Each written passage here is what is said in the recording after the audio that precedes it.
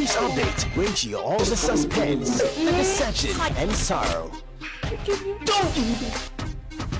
My guest, seated opposite me, Nana Hima Ajwa Awindo, Executive Director, SEDPAD. You're welcome. Thank you, Sabha. And seated next to me, I have Dr. Majed Sabha. He's the chairman and founder, Brindavan Group of Institutions. You're welcome. And also Ramesh Kallayil, senior executive in chairman's office, Brindavan Group of Institutions. You're all welcome to the show. Thank you. Let me come to you because you are working with SEDPAD. Tell me what SEDPAD has to do with, education and all that. Well, as you rightly enumerated, SEDPAD does educational solutions through information technology. And one of the major core businesses is educational consultancy services, where we do placements in overseas universities. So this is just one part of what SEDPAD does. We do a lot of partnerships with institutions and educational organizations to promote education. So this particular program is very dear to our heart because it's the first time India actually is promoting officially how we can study in their country, even though a lot of Ghanaians study in India. I was in India about 12 years ago.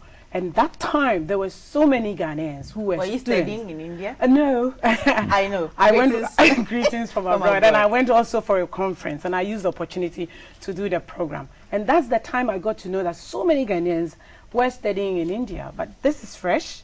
And it's very interesting. And we're excited about it. So on the 3rd and 4th of June, what is happening at the M Plaza? Okay, today and tomorrow, actually, we are doing recruitment, assessments, consultations, advice, all that information that students and prospective, applicants would need to empower them, to inform them, to decide whether they want to study in India or not, is what we're doing now. So we will have a seminar this morning at 10 o'clock at M Plaza.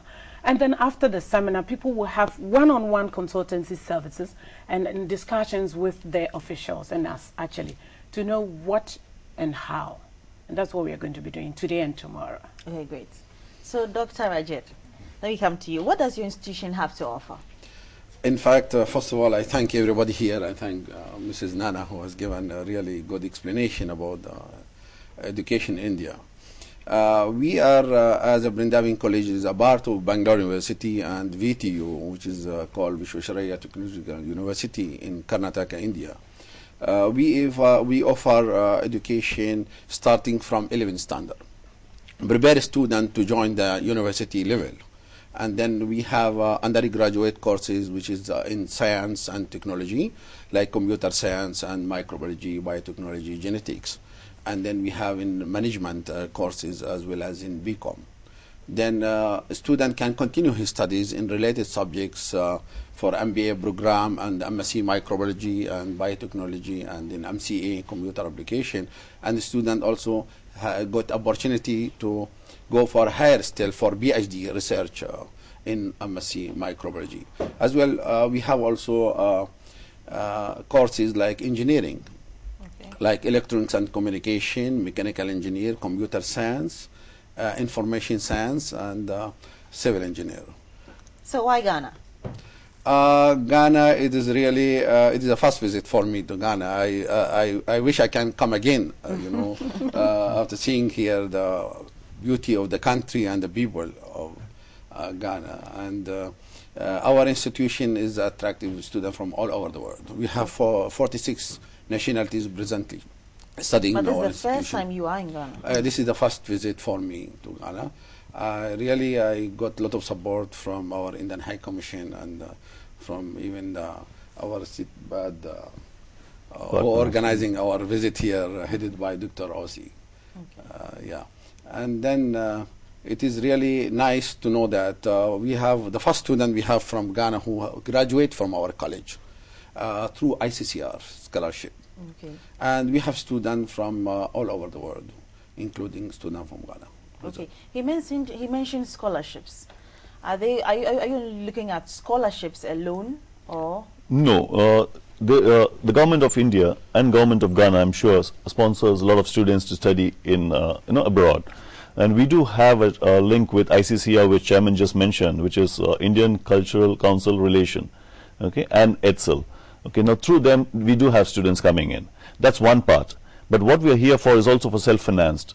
Okay, we have packaged such a deal which is very, very interesting for the students, and I would say the sponsorship is actually added on to it. It's already added in the package, okay, which is a very reasonable fee structure, and which being here, I think the students should use the opportunity to come and meet us and take that. You know, they could just go ahead and take admissions by paying a small amount now, and things could follow. How about accommodation? We have it within the campus. Okay, we have accommodation within the campus. No problems. No problems. You should see the Brindavan campus. It's a beautiful place. Wow. You would like to be there. And I was telling Chairman when we were in the waiting room that some of the reasons why I would like to move out of town to go and study abroad, and of course in Brindavan, is because I wouldn't have the time and concentration if I decide to sit here and do any course. I've tried it several times. I've done short courses at GEMPA, but anytime I plan a long-term program, I'm not able to do it because I have too many, you know, attractions in terms of family, in terms of, you know, work and so many things. So I'd rather go away and have some time for myself to study. So these are some of the things that attract somebody like me to go out there to study. And if you may know, maybe you're aware that India, it's very noted for ICT, engineering, medicine, and stuff like that. And comparatively, it is quite cheaper if you really want to go abroad. I mean, I told them that there are too many institutions in Ghana, so many courses, so many programs, but I would like to go out there because of my reasons. And there are so many out there who have similar reasons, I'm sure. Is there any special package for students apart from, you know, the study package? In terms of when they come to India, what else should they expect? If I can take that, yes, okay. Sure. Because actually my job starts then. I'm here actually as a guest of Madam, okay, and I'm enjoying myself. Lovely place, lovely people. Okay, Chairman is here and he will go ahead and do the admission process. My job actually starts once the students get admitted. Okay, I'm the SPOC, a single point of contact for all the foreign students there. Okay, so when the student arrives in Bangalore, from that minute we take care of them. We have our representative picking up at the airport, taking them to the hostel, okay, and there's a formalities that you need to do with the police for your resident permit. We take care of everything. We don't charge anything extra for all that. It's all in the package. Okay. Okay. Let's talk about immigration. How easy is it to get, you know, just, I know it's about opportunities are there and all that. So is it easy? Is it just laid out for me? I can come, I fit into your criteria, and then it's easy for me to get into India? No, it is very easy provided the student is fulfill the requirements of the eligibility. Okay. If the student is eligible, then the university is open for education. You know, India is one of the largest country in the world in education. You can, you know, if you just look, the second country largest in population, and in India we have more than 20,000 universities and colleges. Plus, we have more than 300 million students studying in schools and colleges. So Bangalore itself is a capital of India of IT, of education. And it is really open for education for anybody, anywhere in the world, provided he fulfills the requirements of the eligibility criteria. Okay. How many students will get this unique opportunity? As many students who wish to go will get the opportunity because the intake is open. It's open? Yes, it's open. Oh. Yeah. So as many students who would wish to go, as soon as you get your processes right, your documents right, and the Indian High Commission is part of this process, they have to look at the other side. I mean, they are looking at your academic records and everything, and then they will see if you qualify to travel, and then they'll give you the So before they come to M Plaza today and tomorrow, how should they prepare themselves? You bring your academic transcripts and be ready to be interviewed. You know, so that's just about it. If there's anything else you don't have with you, you can tell us, and then you can forward it to SEPAD office later, because we are going to take all the records, the data together, and send it to Bangalore later. Okay. Apart from this Study in India package, what else does SEPAD have to offer us? We are now, SEPAD does a lot. We are doing multimedia and ICT training, and we have a countrywide program which we started recently. We had one in Kumasi, where we trained videographers in ICT and how to apply it in videography. And so we're going to travel around the country with it. It's per region. And we also have programs that we are doing at AATI, at Asante Achum Technical Institute. We like to work with the people in the remote areas because most of the things are happening in the cities. So we just target a community and then assess their needs in terms of ICT and multimedia. And then we rather go to them and offer our services. Okay. Advice for students. Okay. Before that, yeah, I need to take one thing. You asked how easy is it for the immigration part. Okay.